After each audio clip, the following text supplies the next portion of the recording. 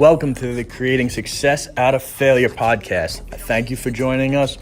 Our mission, our vision is to help salespeople and entrepreneurs get through the misinformation that's out there. We want to talk about everyone's trials and tribulations because you know what? We all know at the end of the day, success is not a linear straight line. You're going to get knocked down. You're going to get beaten down. But how do you get up? How do you overcome that? That's what we're going to be going over on these podcasts. So thank you for joining us and enjoy the podcast.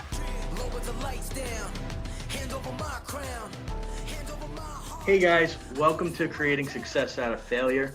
I'm very glad you're here. Happy New Year, by the way. This is something that we're going to touch on in a little bit. Making sure that 2020 is your best year ever. I think that is crucial for everybody listening to this podcast. And one of the things I want to remind you guys is I'm going to really be focusing on people that leave reviews. I'm going to do something special for everybody that leaves a 5-star review and shares this. The more people we can help, that's really the goal of this. We're not advertising on this podcast. We're literally doing it just to give back and to help others. So the more reviews, the more shares, the more people we can reach and help. And especially today, I think this is such a crucial thing is how do you make 2020 the best? A lot of people talk about resolutions. I can tell you that resolutions typically don't work. Most people give up on their resolutions by February. So how do we, what is the way to do that? You know what I mean, Evan?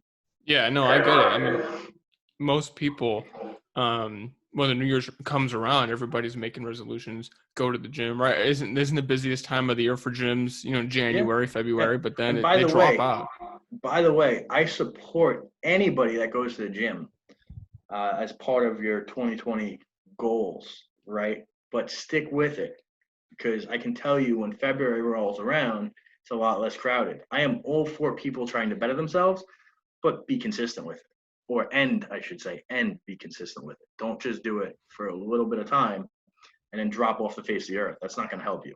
And there's something as well to be said in not waiting to start until something like the New Year 2020, start right now. Because if you say, I really want to go to the gym, but I'll start on Monday, then Monday's going to come and go and you're not going to start. If it's Friday afternoon and you say, I'm going to start going to the gym, start Friday afternoon. Do you agree? I agree with that 1000%. And I wasn't going to go here, but it will fit in very, very nicely with the rest of the topics we're going to talk about. So I can tell you because I've experienced this myself and being a high producer, running a few companies and doing everything that I do, there is one thing that makes me happy. And I can tell you, I learned this from Ed Mylett. It's so true. When you keep promises to yourself, right, you become fulfilled and you are happier.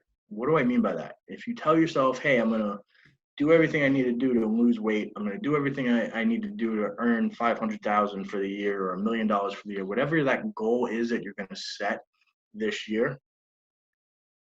It's about progress, not perfection. It's also about doing the little things that you tell yourself you're going to do. If you accomplish them each and every day, even if you fail, but you tried it, you are going to be happier and more fulfilled. When you start the day off and you were planning on going to the gym and you don't, you're already starting from a deficit, so to speak, right? So whatever you set your goals to, and we'll go into that in a little bit, make sure that you attempt it, right? I want you guys to do it.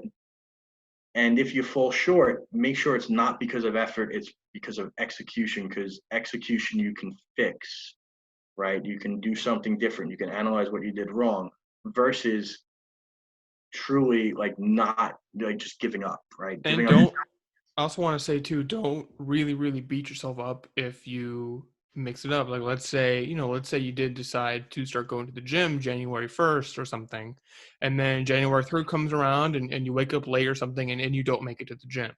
Don't beat yourself. Point. Yeah. Don't hate on yourself for going to the gym. Just go to the gym later that day. Or, if for some reason you can't make it, then just pick it right back up the next day and keep going. Exactly. And that's why a lot of people never hit their goals, right? Because they have a setback and they don't realize the setback is minor, right? If you miss something, that's fine. You can make it up later. The goal and the biggest part of success is having the consistency of effort, right? If you miss something, that's okay, but make it up and make sure you stay on schedule. And as long as you're staying on schedule, you will eventually hit your goals, even if it's a little later, because again, there's setbacks. There's setbacks in everything, running a business, losing weight, sales, marketing, anything that you're going to do in life that's worth doing, there's going to be setbacks, right? It's just staying consistent with your effort, your execution, and learning. All right, never stop learning. So let's get to this, right? So I don't want you to set a resolution. Okay. I think resolutions are kind of hokey and BS. What I want you to do is raise your standards. What do I mean by that? Raise your standards by the amount of effort you're willing to give, raise the standards in the goals that you set for 2020, and raise your standards for what you're willing to accept from other people. All right. I think that is all crucial. And if you want to have the best year yet, and I want that for each and every one of you should be focusing on raising your standards and not setting resolutions, right?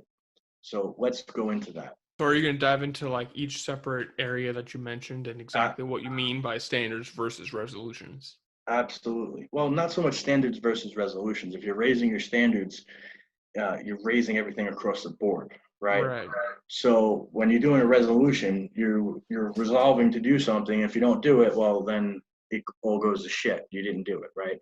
That's not what this is about, right? If you want to have the best 2020 of your life, or it'll be the only 2020 of your life, but the best year of your life, you need to raise your standards. So let's go into that. One, set goals. Okay. And I don't mean setting goals that are arbitrary are kind of crazy, right? Actually think about the goals you're going to set. And what I mean by that is I'll give you some of mine, right? I want to have 1,000 advisors under my Sprout program, Sprout advisors. And as you can see the logo in the back, I want 1,000 advisors this year, right? So what I did was I broke that down by each quarter, each month, each week, each day. How do I get to there, right? And not just how do I, what numbers I have to hit, but what are the actual metrics and the work needed to be done to accomplish that? That's what I mean by setting a goal, right? Anybody can set a goal and you either hit it or not hit you don't hit it. But if you have, when you have the background on how you're going to do it and what you have to do each day to accomplish that task, it makes it much easier and much more achievable. And when you're doing it in a fashion where you have it broken down by day, by week, by month, by quarter, and then ultimately by year, you're setting milestones so you can see and track your own progress, right? Another goal I have for 2020 is to acquire 6 investment properties, right? So what I mean by that is I want to buy, essentially I want to buy an investment property every 2 months. I am in contract right now for 3 to start the year. So there is a very, very high likelihood that I set that goal too low. Okay. However, if I hit 6, that doesn't mean I'm stopping. I'm going to do what's in my means to get more, right? And investment properties, usually when you do it correctly, when you have one, it's much easier to acquire the next one because it's producing cash flow, right? Another goal that I have is I'd like to jump in quickly and say as well, you mentioned, you have, say, a yearly goal and then you break that down, okay, quarter, monthly, weekly, daily, you break it down. That not only does it let you track your progress and see what you're doing to improve and get to that goal, it also really helps to make it more manageable.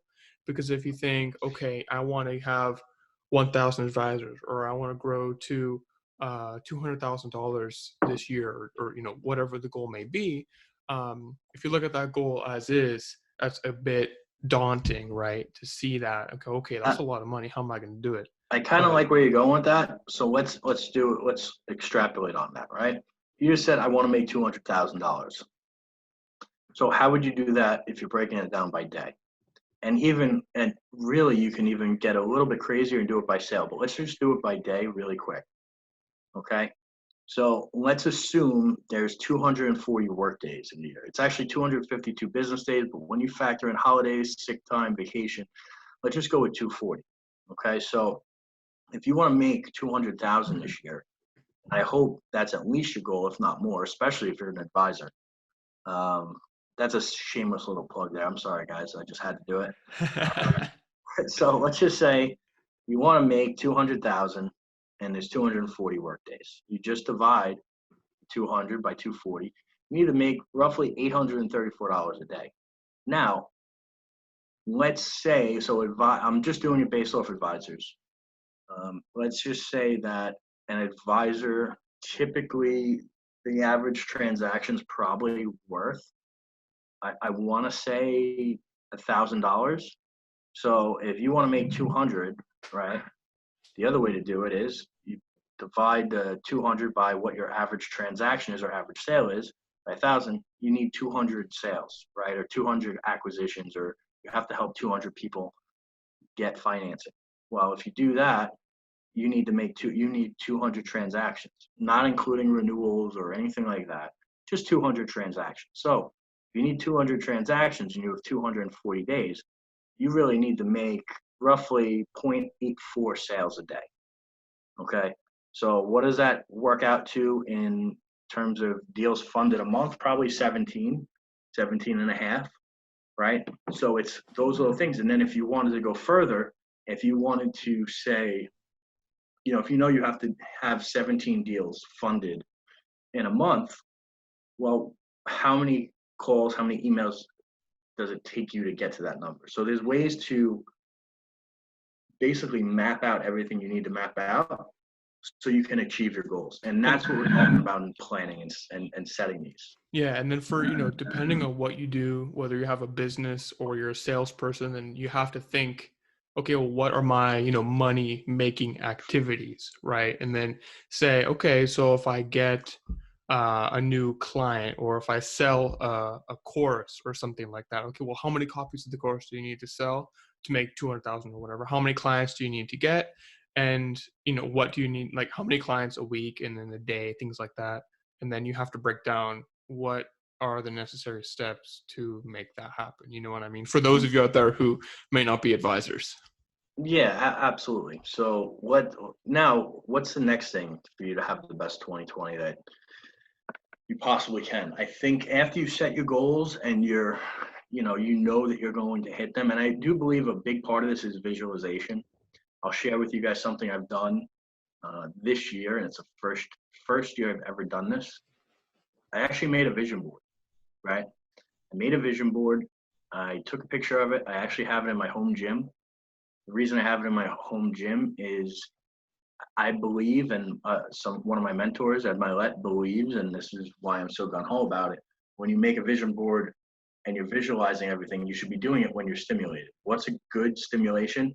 Working out, right? So as you're working out, you're visualizing these things. You're in an elevated state, and it sinks in more, right? So I put most of this on a vision board, and I can already tell you I'm setting up to hit all these things, right? So I think that is crucial to setting goals, is having them on a vision board. I also put them on my phone. This way, if I'm working out at the gym or I'm running or anything else I'm doing, for whatever reason it is, I can go in and I can just look at it, and that's my screensaver, right? And I did it when I made my vision board. It's how I want to look, how happy I want to be, what things I want to acquire, whether it's real estate, businesses, how much I want to make, a car that I really want, which by the way is a Tesla Roadster for anybody listening, right? A boat, my dream boat. Like I just bought a boat. We talked about that, but my dream boat is probably like this $2 million boat. I guarantee you, once I get that, guess what? There's going to be a new boat on the vision board. I'm not saying I'm not grateful for that. I'm blissfully dissatisfied. There's no harm in wanting other things. And I do believe you should appreciate everything that you have. However, you should always be striving for more, because if you limit your potential and limit what you can do, I think that's the biggest waste of talent and the biggest shame. It's kind of like a movie, A Bronx Tale. I love that line, but that's so crucial, right? If wasted talent is the biggest sin, right? So always want But more. plus, if you're not striving to get more, you stop and you get complacent. And it's okay to be grateful for what you have, but if you're not trying to move to the next level, eventually you're gonna fall backwards onto lower levels. You never stay at one level for long. You either Correct. go up or down. And so you Yeah, have to strive to go up, otherwise you're gonna go down. exactly. And if you're not improving, you're declining, right? So that's part of that. Always want for more. So next, cut toxic people out. All right. For another podcast, I will go through all the challenges that I personally faced in 2019. There's pretty substantial, probably enough to crush most people. And not only did I get through it, I thrived through it, and we're surviving and thriving as a company, as an individual. And a big part of that was caused, I always own up to my faults. However, the toxic people I allowed in proximity to me really impacted some of the things that went on, right? So a big thing moving forward is cut toxic people out of your life, cut time vampires out of your life. What do I mean? If you're around people that are always negative, if you're around people that always talk about, what they've done in the past and they don't really have future goals, those are the people you want. The people that aren't supportive of your dreams. They can be family, friends, coworkers. And I'm not saying you have to be rude, but I'm telling you, cut them out of your life.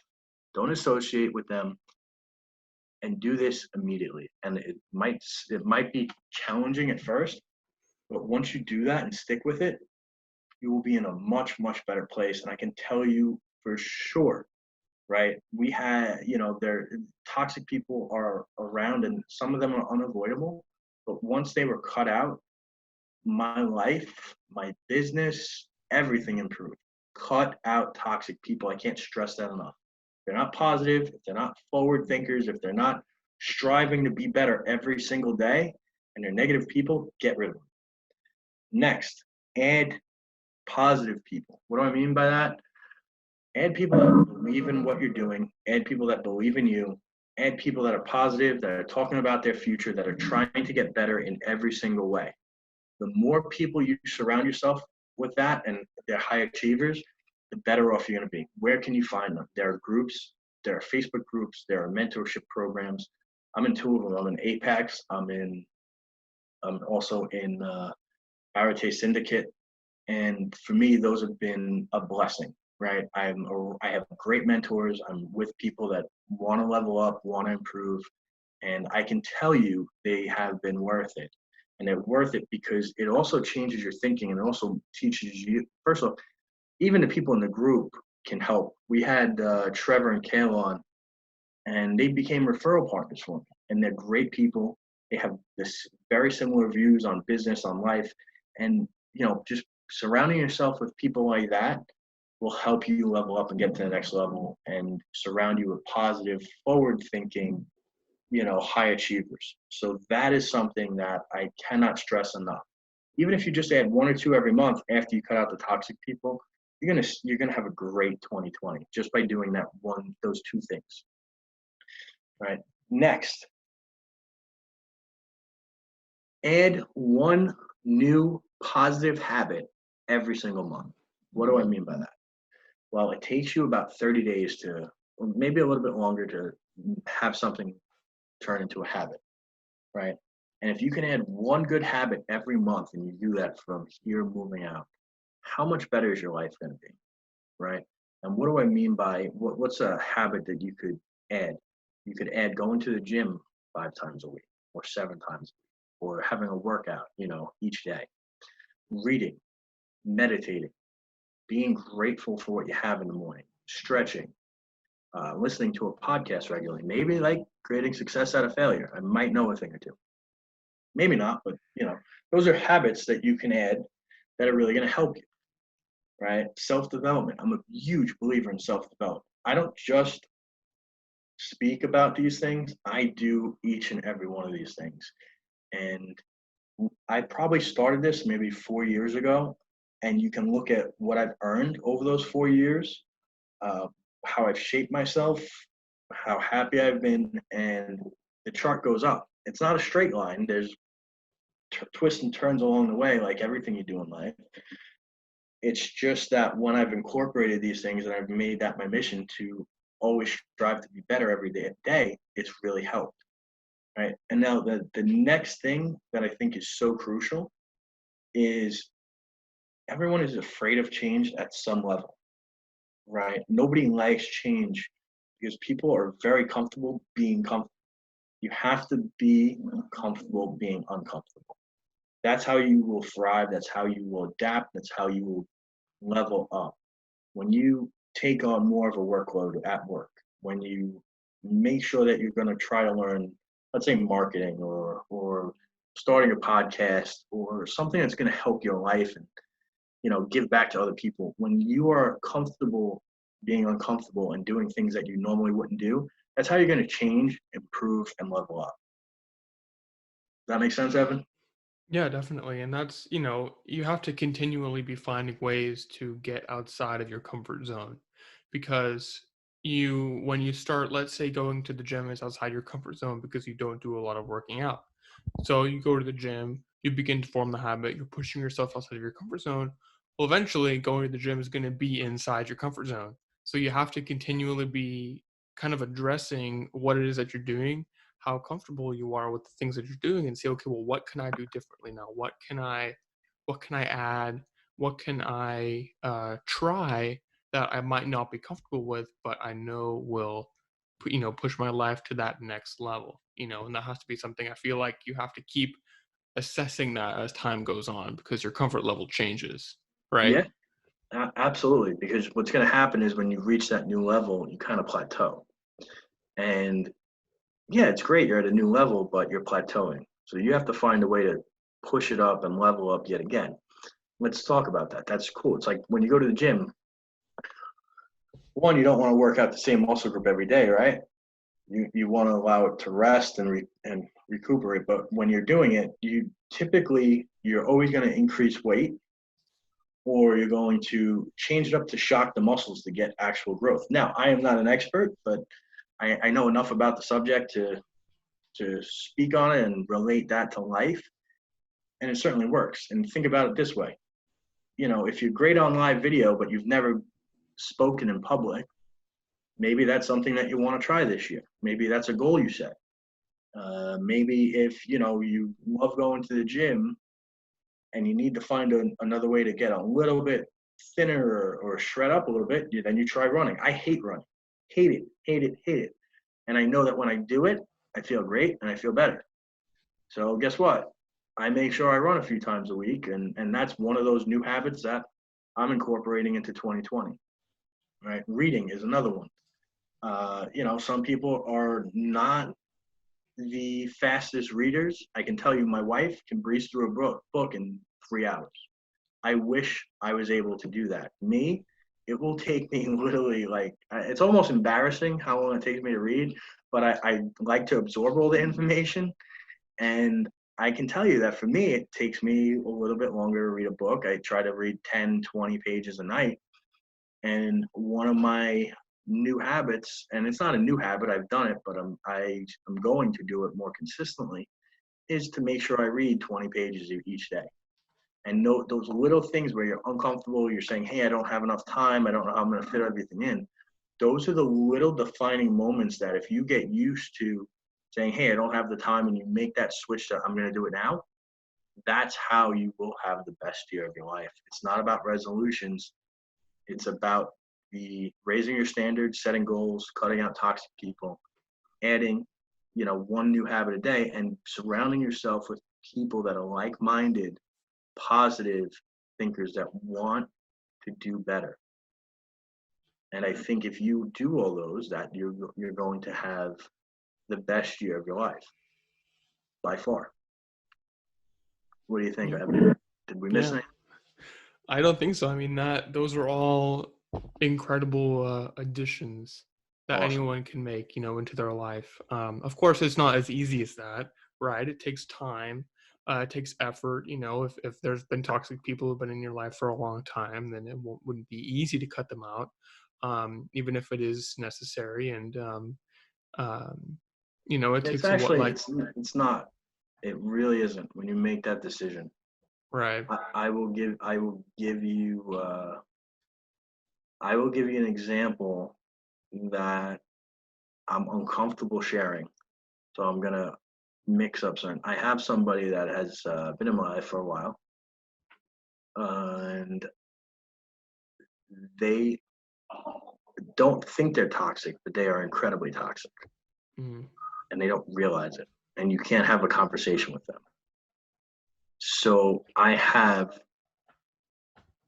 don't, I want, you can do this in a respectful manner, right? It's just not picking up the phone unless there's an emergency. It's not scheduling time to spend with them or hang out with them. It's not exchanging that. It's just, hey, this is what I'm focused on. I'm really busy doing this, right? You don't have to say, hey, Evan, I'm cutting you off, but I don't have to reach out to you, right? And I don't have to take your call. Like, there's nothing wrong with that. yeah, there's no obligations. No, listen to me. You're not obligated to anybody except yourself and your immediate family, right? Because let's face it, toxic people can be in your family, they could be your friends, they could be coworkers. There's so many different places that they can appear, right? And I will tell you, in 2019, I was definitely guilty of that. I cut out probably 3 or 4 people, and I didn't cut out other people fast enough. Well, I let certain things ride, like I'm sure many of our listeners do. And as soon as I stopped that, right, and committed to cutting them out, one, they either weeded themselves out eventually, because that's what toxic people do. They self-destruct. All right, it's inevitable. Because let's think about it. Why are they toxic? Because they only focus on the past. They focus on the negative. They focus on the problem. They don't focus on the solution. They don't have the goals they want, and they thrive when everybody around them is riled up and negative, right? And that is not a good way to live life. So that's what I'm saying. If all the things that we've discussed are super important, but I truly believe cutting out toxic people is besides raising your standards, and you're raising your standards when you cut out toxic people, I think that is one of the most important things you can do to live a happier and better life. Just point blank, Yeah, no, that makes a lot of sense. And I think, when people, I think that's one of the greatest things you can do inside of your life to really, level up and move forward. Because it's like, I mean, if you surround yourself with toxic people, you're gonna feel those toxic feelings, and that's how you're gonna feel, and it's not gonna help you and serve you. So cut out those toxic people, add good people, and really just level up. I can do all the things that we've been talking about, and it may take a while to implement, especially if you're not doing any of them or haven't for a long time. And this is kind of the first time you've heard of these kinds of things. Yeah, Then I just want to say, based on what you said, listen, I don't think there's any new groundbreaking ideas, right? It's maybe you hear it for the second or third time in a different way or different light, and it resonates with you, okay? And it doesn't matter who said it first or how it was said. What matters is it finally hits home and you finally act on it. I guarantee that if you guys act on these things, you will have a much better 2020. yeah, and that's you have to be willing to take the action. So that's really take the action and stay committed, and then that's it. Exactly. So listen, guys, thank you so much. I wish every single one of you a happy 2020. Remember, leave us a review, share this. We'll be reaching out and doing something very special for the people that leave reviews at random. All right. Happy 2020, everybody. And thank you. Kick ass this year.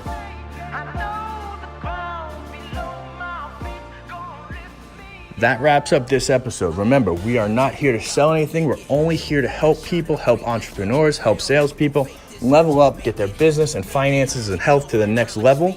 So please, we're never going to sell you anything on the show. If you got any value at all, just one little thing, all I ask is a 5-star review and that you share this episode on social media. Thank you, and continue leveling up.